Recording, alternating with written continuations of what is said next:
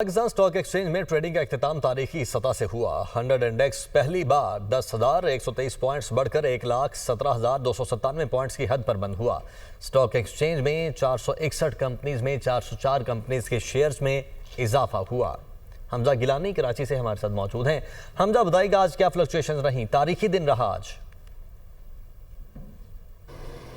जी बिल्कुल, आज तारीखी दिन रहा। रिकॉर्ड तेज़ी हमने आज देखी। 3 नए रिकॉर्ड आज कायम हुए। पहला रिकॉर्ड जब 100 इंडेक्स की ट्रेडिंग का आगाज़ हुआ तो तारीखी ओपनिंग के साथ हुआ। 9,900 पॉइंट से तेज़ी के साथ हमने इंडेक्स की ओपनिंग देखी। इससे कबल हमने ये हिस्सा कभी नहीं देखा।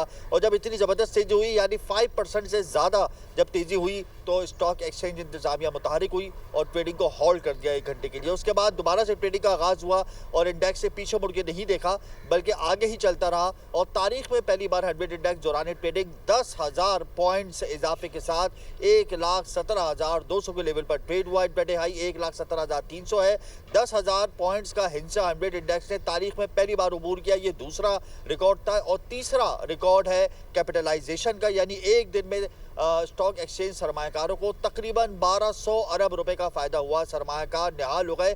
आज का दिन ज़बरदस्त रहा और इसका सारा क्रेडिट पाक अफवाज को जाता है। पाक अफवाज की जो शानदार कारकर्दगी है, रिटेलिएट है, उसको बहुत ज़्यादा पॉजिटिव लिया मार्केट ने। सरमायाकारों का एतमाद बहाल हो गया। तमाम कंपनीज के जो शेयर्स हैं उनमें अपर लॉक लग गया। कोई कंपनी का शेयर ऐसा नहीं था जो रेड जोन में ट्रेड होता हुआ हमने देखा हो। तमाम के तमाम कंपनीज के जो शेयर्स हैं वो ग्रीन जोन में ट्रेड हो रहे थे।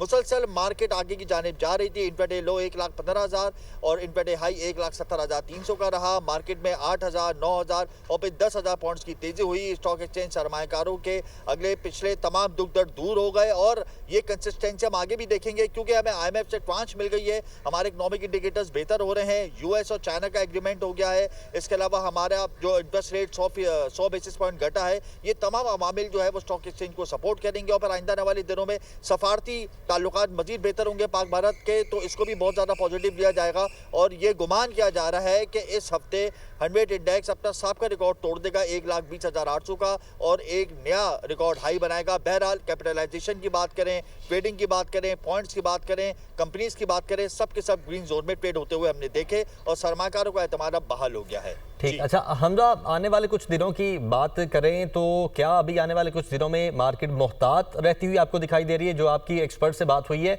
या आने वाले दिनों में जैसे आपने कहा कि बहुत बड़ा इजाफा भी देखा जा सकता है?